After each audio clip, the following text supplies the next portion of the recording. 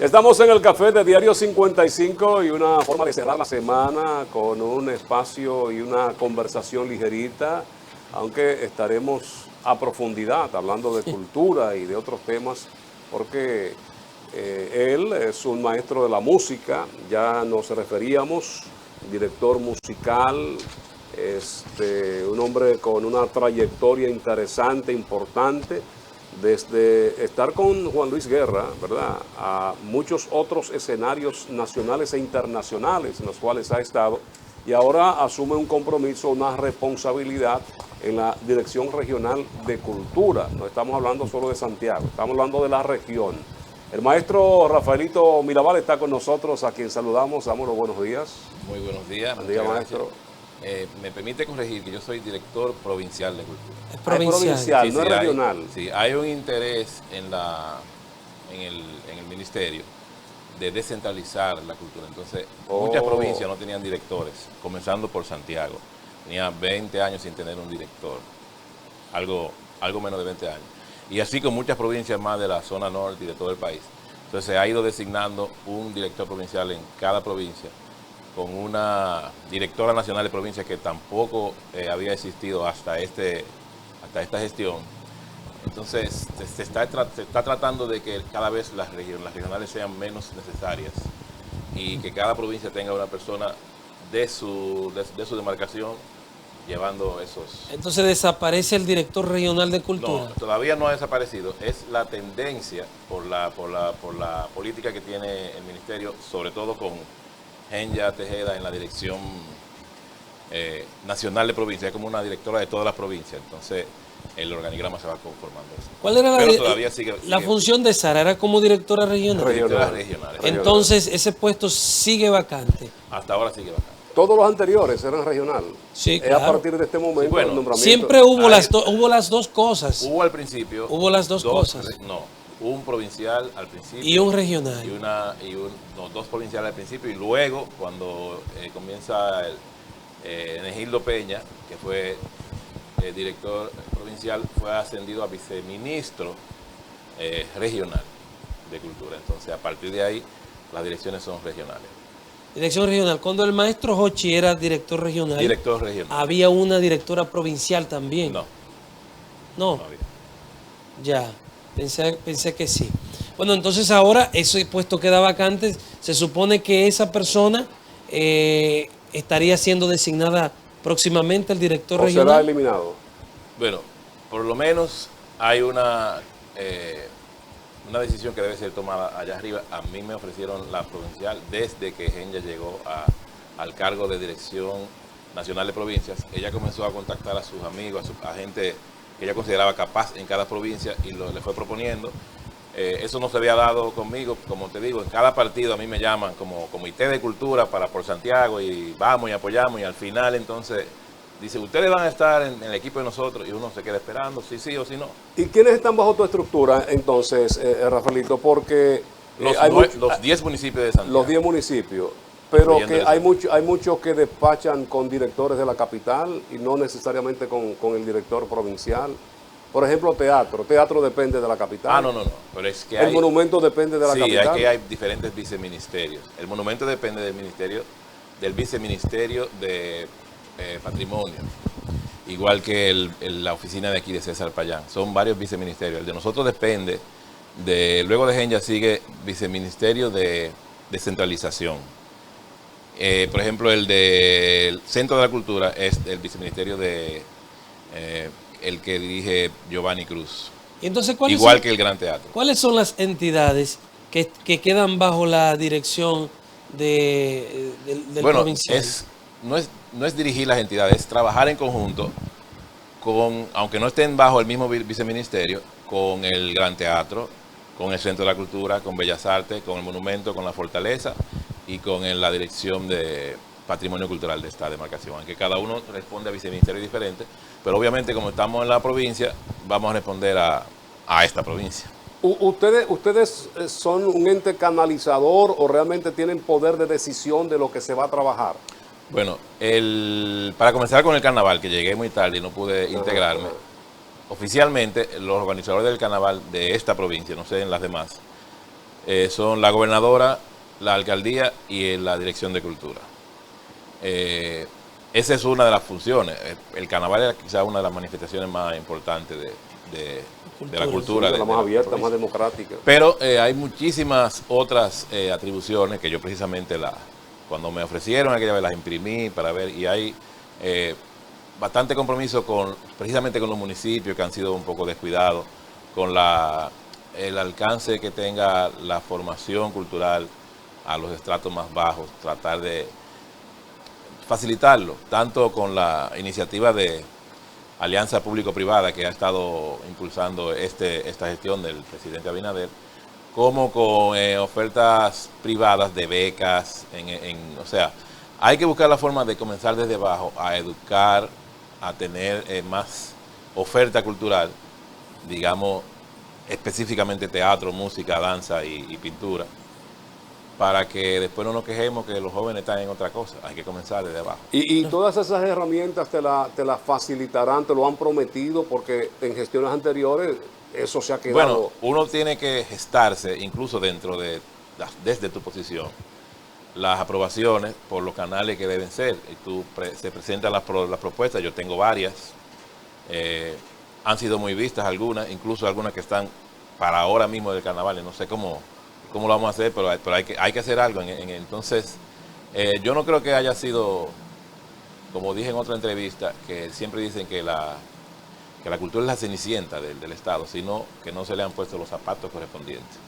Rafaelito, aunque la juramentación fue ayer, pero ya tienes varios días ahí instalados, digamos. Sí, porque hay un proceso que todavía no ha culminado de adaptación, de cambio de mando, de una serie de cosas, porque recibí una oficina que no tenía nadie.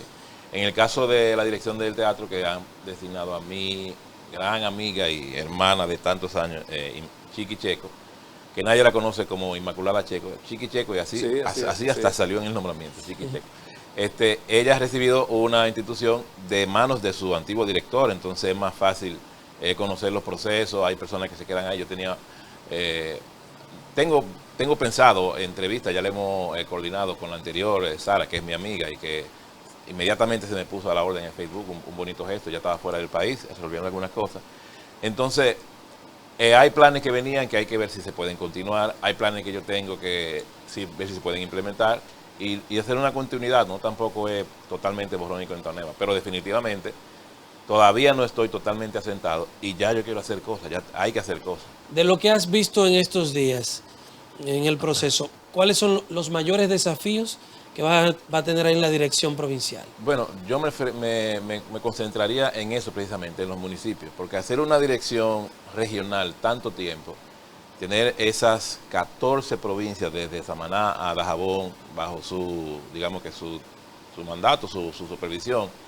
Entonces se han descuidado un poco los municipios, Villa González, Navarrete, Licey, San José de las Morir, Matas, San José de las Jánico, Matas, que tienen sus potenciales, que tienen grandes músicos que han salido de ahí, por ejemplo, grandes artistas. Hay recursos naturales como el ámbar que está por ahí, que es una parte que podemos explotar mejor. Yo he hablado con geólogos y antropólogos que tenemos unos planes también para eso. O sea, es como unificar la provincia con toda su oferta, porque si queremos vender turismo cultural, tenemos que unificar toda la provincia. Acabas de decir hace un momentito que traes algunos proyectos, como es normal.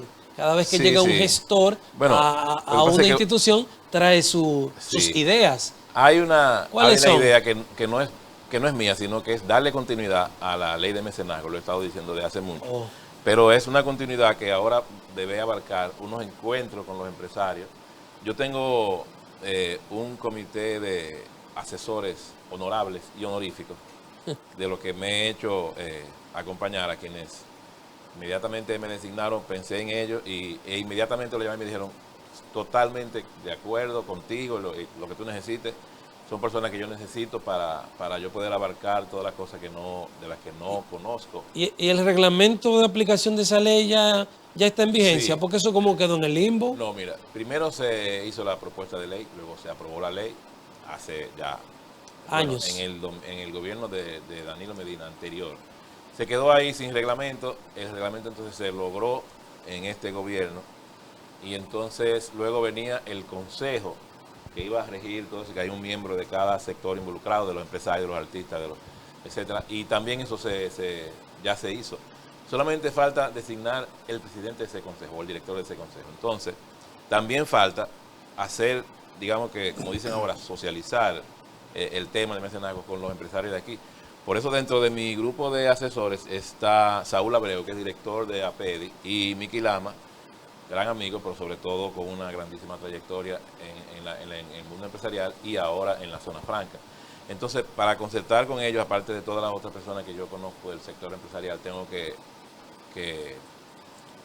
admitir o que agradecer que he tenido un gran contacto con ese sector desde pequeño, y entonces en el momento en que he necesitado de ellos de manera privada o por contrato, lo que sea, siempre han estado ahí, por patrocinio. Entonces ahora yo quisiera que ellos estuvieran participando en socializar este tema, en entender cómo el empresario puede, aparte de apoyar a la cultura y cumplir con su cuota de responsabilidad social, también recibe una retribución, bueno, una exención de impuestos en este caso, y aprender el sistema, invitar al contable, invitar al que promulgó la ley, o sea, hacer unos encuentros, de manera que yo creo que ni siquiera la ley de cine, que tanto éxito ha tenido, todavía se entiende bien, y cómo un empresario de mi zona, que son los que me interesan, pueden sacarle ventaja a eso al mismo tiempo que apoyan la cultura. Para informar, disculpa Fran, para informar a gran parte quizás a la teleaudiencia, conviene recordar cuál es el porcentaje que los empresarios podrán destinar de los impuestos a pagar a auspiciar proyectos de cultura parado en esa ley. Para eso es que van a hacer las socializaciones, porque yo mismo tampoco tengo claro cuál porcentaje corresponde, a qué corresponde, si al impuesto sobre la renta o al ITEVIS o a fin de año.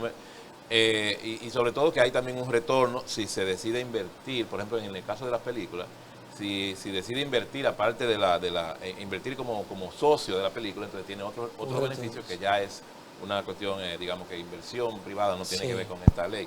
Pero precisamente para eso, porque todavía, aunque sea una ley promulgada y reglamento, si hay algún escollo, alguna sugerencia que sea tan válida como que se pueda hacer alguna modificación que no la retrase, yo creo que también es válido. Por eso es que vamos a hacer estos conversatorios, sobre todo con los especialistas en esa ley.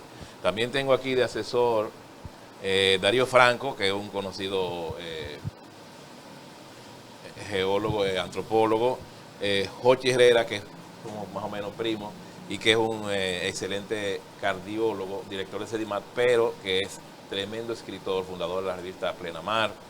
Entonces tengo a Edwin Espinales, un conocedor precisamente de la ley de autor y de la ley de mecenazgo, historiador, entonces que estarán conformando ese equipo. Tengo a Gina Rodríguez, Orlando Menicucci y Johnny Bonelli en las artes plásticas, y tengo a, Marcela Montes de Oca de Mirabal, era la presidenta de mi fan club, ahora va a ser la presidenta de mi comité de asesores. Ella va a estar ahí no por ser mi madre, sino por todo lo que ella ha aportado a la cultura últimamente con su tertulia, etcétera. Le decimos, le dicen, la mamá de los artistas, ya no es mi mamá nada más. También, ya mencioné a Miki Lama y a Saúl Abreu. Desiree Reyes es una nativa de Santiago que está trabajando con mucho éxito, con mucha profesionalidad en el área de cine. Es la primera asesora que ya me hizo un proyecto y que lo presenté ayer cuando me estaban juramentando y dice, pero tú no estás fácil. Y digo, vamos a ver, es un proyecto. Claro. Vamos a ver cómo lo aprobamos, se llama Documenta tu Carnaval. Es un concurso de videos por categoría, donde los jóvenes interesados en el cine pueden documentar todos estos domingos y hacer su corto para entregarlo en marzo, después que lo tengan bien editado. Un comité de conocedores tanto del folclore como de las técnicas audiovisuales van a conformar ese jurado. Eso se oye fácil, pero hay que pasar un proceso legal para someter un concurso y vamos a ver cómo lo podemos promulgar para este carnaval. Y para terminar, tengo a mi hermana Marcela Mirabal, que es una planificadora de primer orden, trabaja en el plan estratégico, ahora también está trabajando con el Ministerio de Salud en otros temas de planificación. Y Federico José Álvarez, mi consejero personal de la parte legal. Castalia Vargas, una estratega de medios conocida, creo que por ustedes también. Claro. Y todos se han abierto a ser colaboradores de mi gestión. Yo me llevé de de un músico que es mi ídolo. Cuando él comenzó en la música, él trataba de estar en un grupo de músicos donde él fuera el que menos sabía. Y eso lo llevó a aprender. Entonces yo tengo aquí un comité en el que yo soy el que menos sabe. Tiene buena sombra, ¿eh? Sí. Buena sombra le cobija. Mira, Rafaelito, tú mencionabas al principio, todo inicio es de adaptación, de ambientación, de que la dirección estaba acéfala. Tampoco tenía personal, porque ya Sara no estaba aquí. Bueno, ella tenía un mes y algo que había sido desvinculada, como dice. Tú señalabas que no encontraste nada. Entonces, bueno, había un personal básico de... Había. Hay. Hay. Encontré. Una persona que no había sido nombrada sorpresivamente después de muchos meses de estar trabajando y que lo llamé desde que llegué, que lo digo públicamente y se lo dije a la ministra ayer, es Rafael Andrea Acevedo, un colaborador de la cultura de Santiago, que todo el mundo lo conoce, un conocedor, un intelectual, pero también lo encontré un día barriendo. ¿Y qué tú haces barriendo? Bueno, estaba sucio. O sea, una persona totalmente entregada a la causa de la cultura desde hace muchos años. Yo tengo el privilegio de haberlo encontrado ahí. Él trabajó cuando estuvo en Egildo Peña, luego trabajó en el archivo, trabajó en el ayuntamiento. O sea, lo encontré ahí, pero lo tuve que llamar. Andrés, ven para tu casa, por favor, que te necesito aquí. Pero realmente hay que trabajar su nombramiento porque ahora hay un Ministerio de Administración Pública que tiene otros requisitos para los nombramientos, lo cual me parece muy bien para no estar nombrando gente que no esté capacitada. Lamentablemente, los que sí son capacitados reciben un trato igual a los que sí lo son, a los que no lo son. Entonces se depura otro tipo de depuración para acceder a los cargos, para que no haya ese nombramiento, como dicen, de botella, sino que todo el que está ahí sea, no de carrera, pero sí por lo menos capacitado para lo que nos nombran. Entonces encontré una asesora financiera, una directora, digamos, de operativa y una de protocolo. Vamos a seguir ahora nombrando mi asistente personal y según el organigrama y los empleados que tenemos, que podemos tener a disposición, van a ir siendo nombrados, pero con esas condiciones de que hay que pasar primero por el MAP, como le dicen. ¿Y no se reduce el personal ahora, ya siendo una dirección provincial? Bueno, yo entiendo que el personal que estaba ahí era para una dirección provincial, no regional. No había tal cantidad de personal. Por eso quizás se descuidaban los municipios.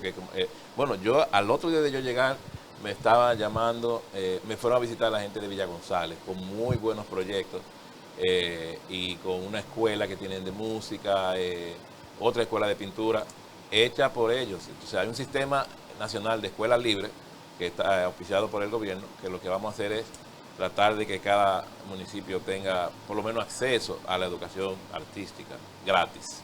Vamos a brindarle café a Rafaelito. Ya huele, sí. Sí. El Café Santo Domingo, que está Xiomara con nosotros. El sabor del dominicano, lo mejor de lo nuestro. Café Santo Domingo en 3 presentaciones, Suardí, Perla Roja y Gran Sierra. Cultivado desde Rancho Arriba. Sí, recién hecho. Acabado de hacer. Desde Rancho Arriba hasta la Cordillera Central. A propósito que llegue el café, porque creo que es un tema el cual tenemos que abordar, y aunque tú no tienes mucho tiempo en cultura, sí dijiste estar participando de las reuniones que se hacen con miras al carnaval. En Moca se está en estos momentos pues suspendiendo el carnaval, está atravesando por una situación que aparentemente no se ponen de acuerdo los que hacen el carnaval y los organizadores. ¿Cómo está Santiago?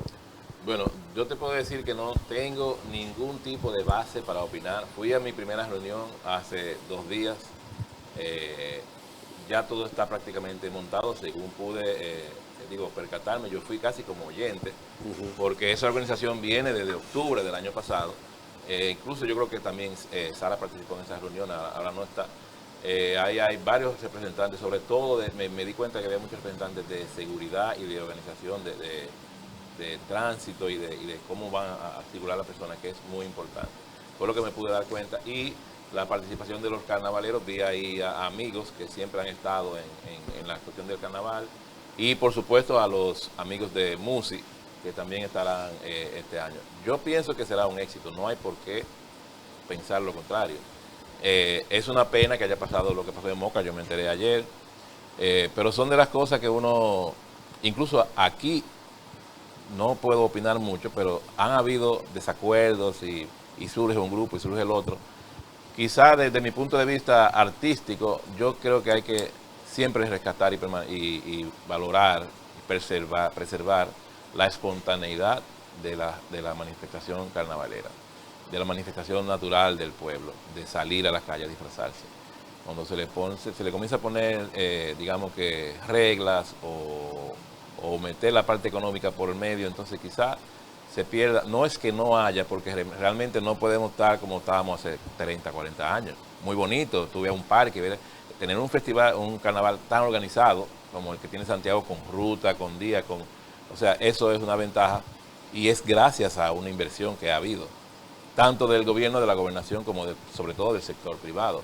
Pero no debemos dejar perder la espontaneidad. Eso es lo único que yo digo desde mi punto de vista artístico, y sin haber participado en ninguna reunión, siempre he promulgado y he querido que esa espontaneidad se respete. ¿Qué le falta al Carnaval de Santiago? Dicen los que más saben de eso que el de Santiago es mejor que el de La Vega. Sin embargo, esa no es la percepción generalizada que hay. Bueno, nos ha faltado comercialización. Yo como santiaguero me encuentro el de Santiago mejor. Entonces, mercadológicamente eso es una opinión casi como la del aguilucho. ¿Cuál es el mejor equipo? El mejor equipo, bueno, el de Santiago. Pero no solamente por ser aguilucho, sino porque tiene una tradición. Yo tengo desde chiquito viendo los lechones, yo vivía primero en los pepines, después en los jardines. Entonces, uno tiene eso ya como parte de su recuerdo, de su formación de niñez, y es muy difícil tú desligarte de eso para hacer un juicio imparcial y decir cuál carnaval es mejor. Deberíamos llamar a alguien de Brasil, que tiene los mejores carnavales del mundo, y que venga un jurado y hagan un concurso de cuál es el mejor carnaval del país. Pero son diferentes carnavales. O sea, sí, amén de cuál es mejor. La cosa es que, ¿por qué si nosotros decimos que el de nosotros tiene tanta calidad o mayor calidad del de La Vega? Porque esa idea no está en el imaginario colectivo. Bueno, precisamente es una imagen. Eso se trata con manejo de medios, manejo de prensa, manejo de percepción y ahora más con las redes. Nos ha faltado eso a nosotros. Tú puedes recibir algo ahora mismo en los medios que tú piensas que es verdad, porque lo recibió hoy, lo recibió el otro, y sin embargo tú tienes que irte a la fuente a ver si realmente lo que te mandaron es verdad. Ah, no, pero es verdad, no va a caer ningún meteorito mañana y que va a caer el mundo. Dice la NASA que no. Pero si lo mandan a una persona donde no se preocupan por buscar la fuente original, entonces yo creo que es una percepción, porque una percepción, digamos, basada en una mercadotecnia que ha tenido ese carnaval, que luego de haberse dado cuenta de eso hace mucho, yo creo que la unión de Musi fue para contrarrestar también esa imagen que tenía nuestro carnaval, que no estaba en el lugar que debería estar. Pero que sea para eso, no para quitarle la espontaneidad. Que ha sido uno de los mayores aportes al carnaval, independientemente de cualquier otra situación que se haya presentado con los grupos, pero en Medios Unidos de Cibao jugó un papel importantísimo, porque todos los canales al unísono, y adentrándose inclusive en la misma organización del carnaval, ha sido factor importante en el mismo desarrollo. Sí, hay algo también geográfico para referirnos al carnaval de La Vega. Es que la mayor afluencia hacia ese carnaval no era de veganos, ni de santiagueros, ni de mocanos, era de la capital. Y iba para Santiago y pasé por La Vega, al revés del merengue que iba para La Vega y pasé por Bonao. El hecho de estar geográficamente antes de nosotros, que se pudo retener esa multitud de seguidores del carnaval, también fue un factor. Bueno, déjame quedarme aquí a ver esto y cuando ven, bueno, déjame devolverme porque ya. Es una cuestión que también influyó. También los tours y todo esto. Ellos han trabajado esa parte. Pero yo creo que hay mercadológicamente. Aquí hay con qué.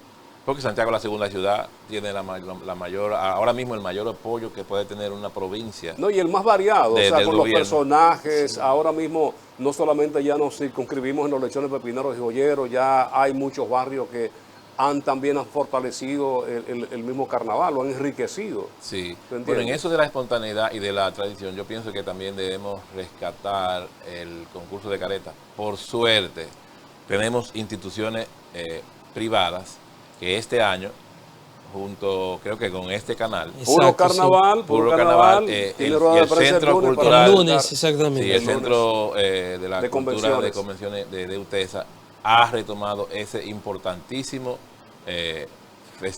concurso de careta. No es el concurso tradicional Tomás Morel que conocemos y que se va a rescatar, y que ahora hay, por lo menos, no se dejó pasar el carnaval sin que hubiese un concurso.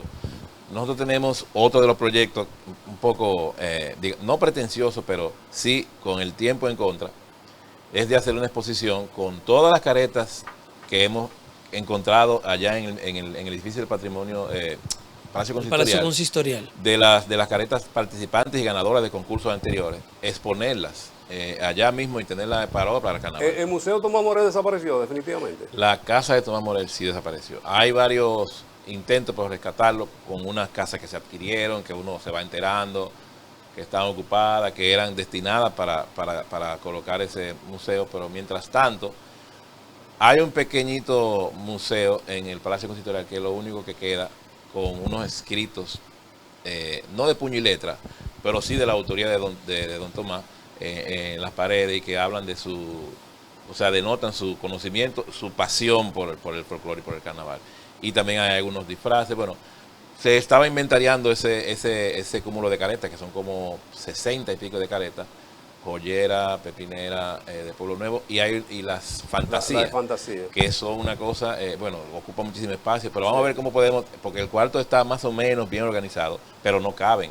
Salimos a recopilar todas las caretas que habían por ahí para comenzar a hacer cosas sin ningún tipo de presupuesto todavía, pero por lo menos inventariarla, ver dónde está, y a ver si podemos lograr esa exposición en el primer piso de esas caretas para que estén ahí para todo el mundo durante el carnaval. Y en el segundo piso queremos hacer una exposición de fotos que encontramos, participantes y ganadoras de los concursos de fotografía de carnaval que se habían hecho.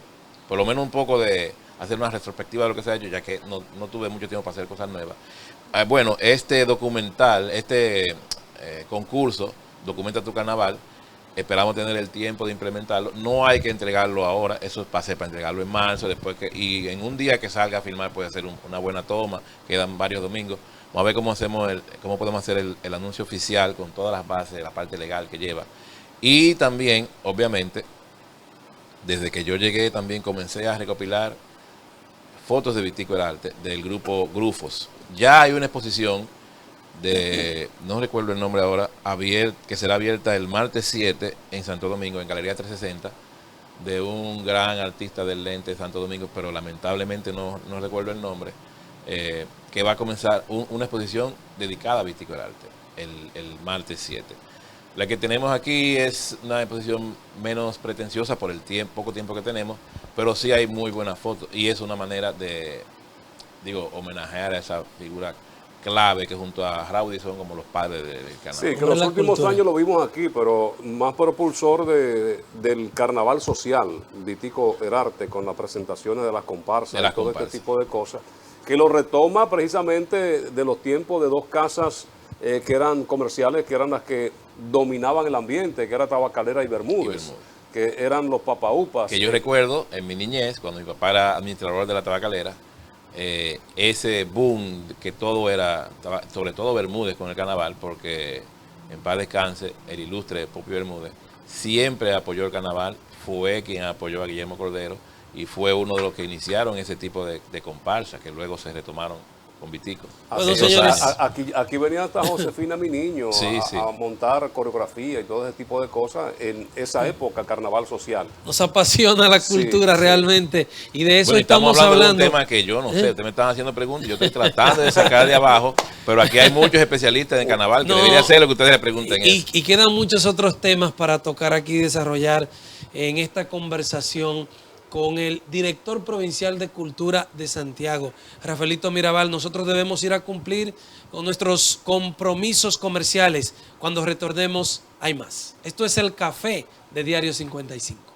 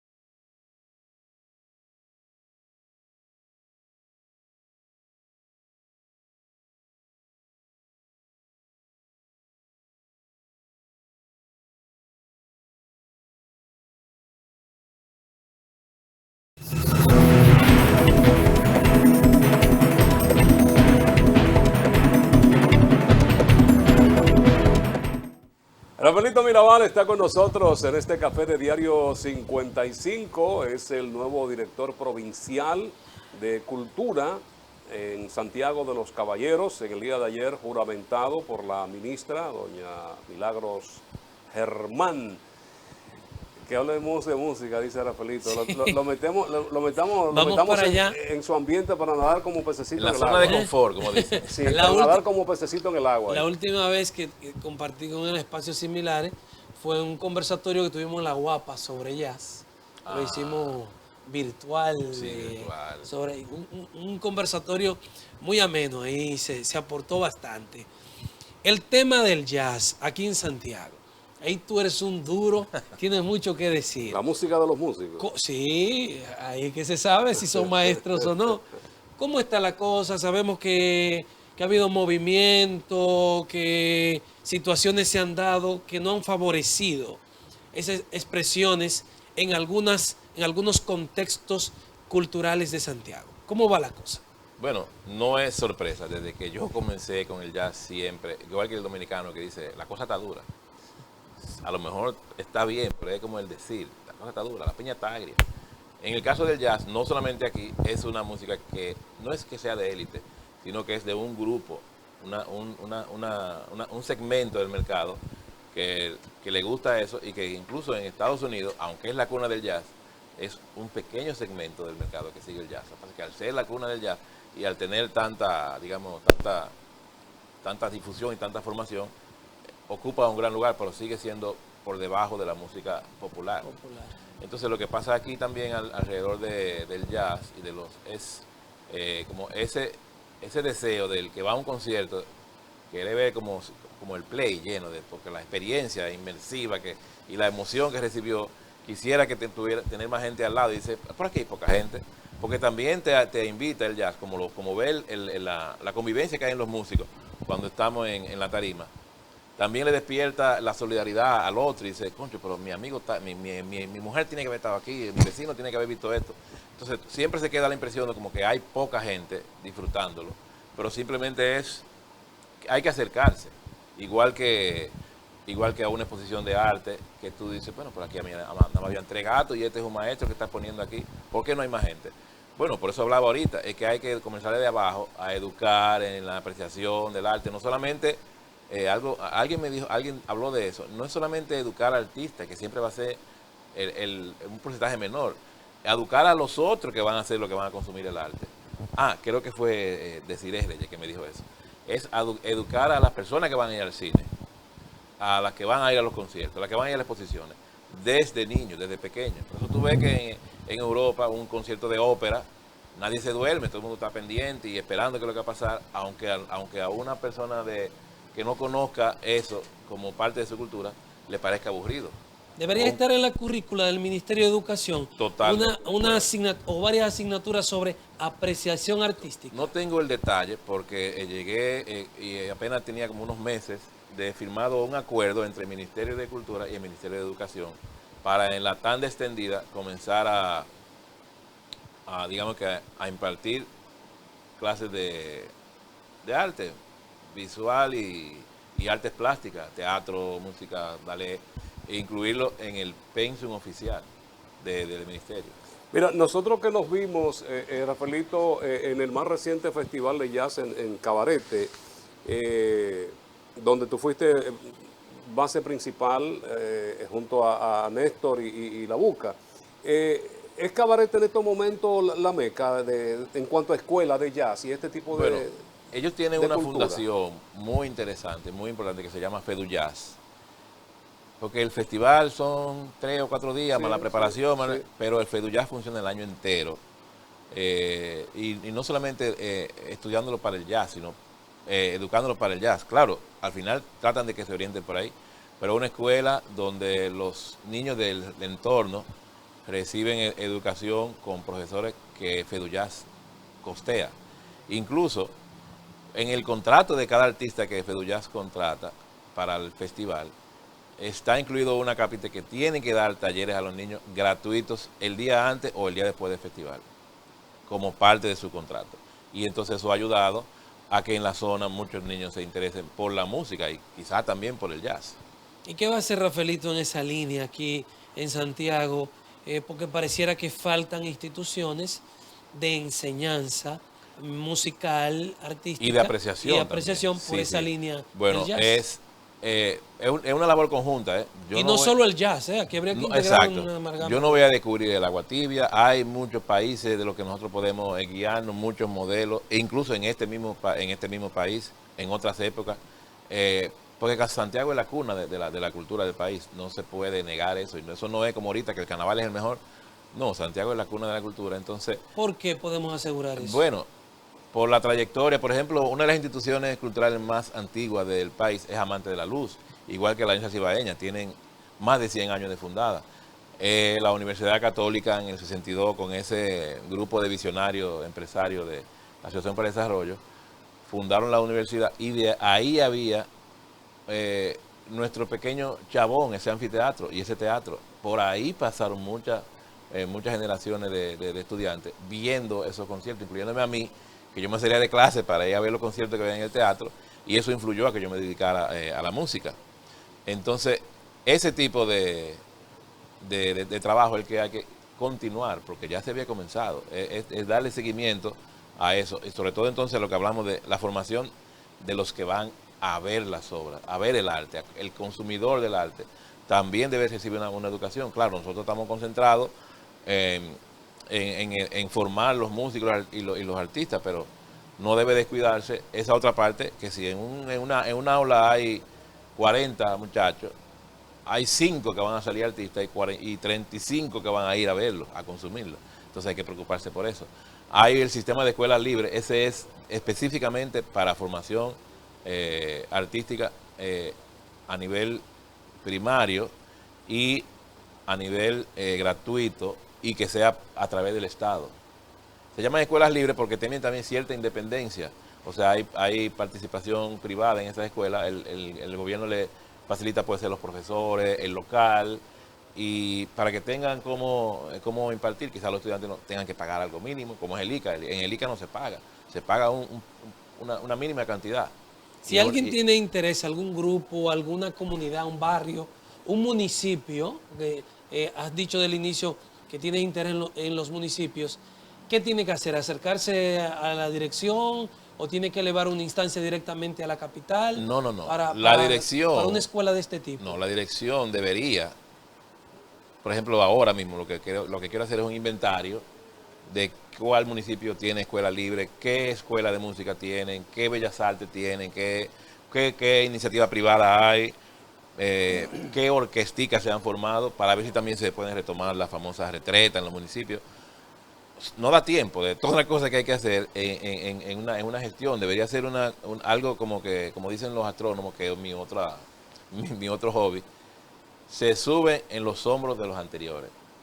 Entonces tú vas así construyendo algo, pero continuando lo que alguien comenzó. Con un plan estratégico. Con un plan estratégico, como tenemos aquí uno de los mejores organismos de planificación, sí. El plan estratégico, que tiene una agenda cultural de este tamaño, no por lo voluminosa, sino por el contenido que tiene, que desde que yo llegué a esa oficina la tengo ahí al lado, porque se hizo un gran trabajo de diagnóstico, un gran trabajo de conformar un equipo interesado en la cultura, junto con el equipo macro que está trabajando con el plan estratégico en general de Santiago, y que un gobierno se interese de las maneras que se está interesando el actual por Santiago, es porque también había una planificación que ofrecer. ¿Qué ustedes quieren? Que yo envíe, no, que vengan a invertir, no. Aquí hay un plan y necesitamos esto y esto y esto, y ya está hecho el estudio y necesitamos esto. O sea, había por lo menos una meta donde Santiago quiere llegar en el 2020 y en el 2030. Se le facilita a un gobierno que quiera invertir cuando tú tienes un grupo de pensadores interesados en el desarrollo de la provincia, que ya han elaborado planes a nivel privado. O sea, el plan estratégico, claro, se integran las instituciones gubernamentales, pero es una iniciativa privada y de ciudad. Entonces, cuando un gobierno viene a invertir, en el caso mío que me han puesto de director provincial de cultura, eso es una Biblia que hay ahí. De ahí están todas las cosas que se pueden hacer, unos diagnósticos muy bien, muy profesionalmente elaborados. Un último corte y ya regresamos con Rafaelito Mirabal en la parte final de este conversatorio de este café de Diario 55. Regresamos.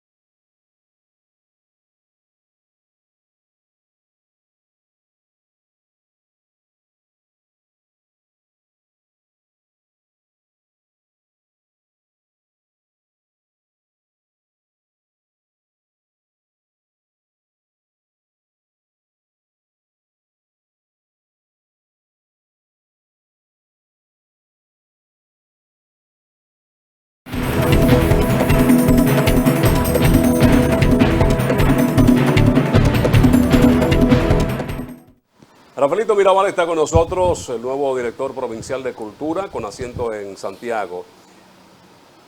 La gente o la juventud, Rafaelito, antes los muchachos querían ser peloteros porque era la forma de acariciar fortuna, y entre otras cosas. Vemos recientemente que es un trabajo que se hace, que quieren ser influencer, que quieren ser youtuber, pero viendo en estos momentos el auge que ha tenido la música urbana de gente sin ninguna formación musical, ¿realmente tú crees que vale la pena irse a estudiar música, o estos muchachos que nacen en los barrios y están haciendo un tipo de música que no es la que quizá uno quisiera, pero realmente ellos han creado un espacio, han conseguido un posicionamiento tanto económico como de imagen? Bueno, yo diría que nos han enrostrado la falta de educación de la manera más altamente publicitada posible. O sea, cuando tú ves al artista que se llama Toquilla en los tops de todo, es porque el público necesita consumir música nueva, ok. Pero también enrostra la falta de formación y el desaprovechamiento de esa oportunidad de proyección ante tantos views y tantos likes, de no haber podido enviar, no es darle un consejo ni un mensaje a través de la canción, un mensaje bíblico ni mucho menos, pero tampoco incitarlo a lo que moralmente es incorrecto. O sea, hay que buscar un intermedio. No puede ser un sermón mesiánico, ¿verdad? Pero tampoco puede ser una incitación a la barbarie. Hay que buscar un intermedio. Y eso se logra con la educación. Ya no podemos hacer nada con ese fenómeno, ya está ahí. Eso incluso no nos representa, porque tú no quisieras estar representado por eso, pero sí nos representa porque ahora mismo se está conociendo ese género, que no me gusta que le llamen urbano, sino porque la música clásica se hace en una ciudad también. O el merengue de orquesta se hace aquí, y lo otro no es una cuestión geográfica. Ese nombre se le puso y así se quedó. El primer grupo que tenía Luis Díaz, que es uno de nuestros más grandes investigadores, se llamaba Transporte Urbano. Y para nada, no tiene nada que ver con con la letra, es la letra y además el contenido de los videos. Y además cómo un niño en una escuela puede estar, antes del baile del perrito, era medio inofensivo, pero no es lo mismo ahora un niño en una escuela de 7, 8 años, una niña, dando golpe de barriga y bailando esa música y el profesor ahí aplaudiendo y todo el mundo. Yo le he visto esos videos. Entonces es por la educación que hay que entrarle. Yo diría que no es negativo, porque déjame decirte que cualquier manifestación artística debería ser válida. Quizá esos muchachos que están haciendo esa música en su casa, porque ahora lo puedes hacer en tu casa sin ningún problema, todos los equipos, hubiesen estado haciendo otra cosa. Delinquiendo en droga o en prostitución, lo que sea. Y estaban tratando de hacer música a su forma, con lo que tiene, las herramientas que tiene, ninguna, musicalmente hablando, pero con las herramientas de mercado. Ahora, capacidad de improvisación como las que tienen los precursores, que te comenzaban a improvisar realmente en tiempo real, ¿verdad? Y ocurriéndosele las ideas una detrás de otra. Eso es una facultad que es innata y que no es de ahora. O sea, los chuineros de Baní existen hace mucho y los repentistas de Cuba y todas esas cosas existen hace mucho, pero no es verdad que un chuinero de Baní te iba a estar diciendo lo que están diciendo estos muchachos. Te cogía una frase, la flor bonita de Baní, cuando yo te conocí, me hizo que yo llegara aquí y por tu amor yo me perdí y ahí seguían. Pero el ritmo que llevan estos muchachos es, yo lo entiendo y lo comprendo porque en el jazz, la base del jazz es la improvisación. Entonces tú tienes que componer en el instante una melodía sobre una armonía ya previa. En la mayoría de los casos también se improvisa la armonía. Pero sobre el momento en componer una pieza es la esencia del jazz, la improvisación. Y lo que estos muchachos hacen, o hacían, con el rap en la calle, por ejemplo, era crear en el momento, pero en la falta de dominio del lenguaje culto, no formal ni culto, estándar, pero por lo menos no vulgar, hace que esas letras salgan así y el morbo del público le da para allá. Rafaelito, brevemente, ya estamos en la fase final. ¿Qué necesitamos hacer en Santiago para que esos millones de turistas que van a llegar este año en crucero a Puerto Plata, a pasarse un día aquí, o que vienen una semana a pasársela en un resort de vacaciones, se motiven, se estimulen, les llame la atención, les resulte atractivo decir, debo ir a Santiago? Bueno, esa es otra pregunta que no me corresponde. Hay un clúster turístico que existe en Santiago con Ramón Paulino a la cabeza. Pero es que regularmente lo que busca un turista para moverse fuera de la zona de sol, playa y arena es lo cultural. Porque bueno, cuando hablábamos fuera del aire, cuando tú vas a París, tú vas a ver el Louvre, tú vas a ver, son expresiones culturales lo que uno busca en las ciudades donde no hay mar. Claro, nosotros no tenemos el Louvre, pero tenemos el Centro León. Tenemos el Son de Queca, tenemos el Carnaval, tenemos el Centro de Convenciones. O sea, la oferta cultural de Santiago es muy buena, muy calificada, tanto de instituciones como de personajes y gestores culturales que se dedican o sea, artistas, básicamente, de sitios también de difusión. O sea, es la intención que me he dado cuenta en los últimos 2 años, 1 año, que el ministro de Turismo, David Collado, está interesado en impulsar el turismo cultural de Santiago. Ya lo ha demostrado, se formó, ese clúster turístico estaba formado antes. Como estaba formado el clúster turístico, precisamente hablo de la organización, como estaba formado, es más fácil canalizar ese interés que tiene el ministro de Turismo en explotar el turismo cultural y apoyar e impulsar el turismo cultural de Santiago como lo ha estado haciendo. Forman parte hay gente que dice, ¿y qué hacen estas personas de turismo invirtiendo en cultura? Bueno, entonces después nos quejamos que no nos hacen caso. Hay que ser agradecidos de que han visto a Santiago como el foco del turismo cultural del país. Y no solamente es teoría, o sea, ya hay unos fondos destinados para el nombre, el logo, y unos fondos para impulsar toda esa industria creativa, toda esa oferta cultural, valga la redundancia, que tenemos. Hay trabajos que se están haciendo también desde la alcaldía para convertirnos en la ciudad de los murales. O sea, tú vas a Los Pepines y ver esos murales y ver también la historia de Santiago y incluso del país reflejada en esos murales. Eso es un trabajo que nos posiciona también como un destino junto a lo demás que tiene Santiago.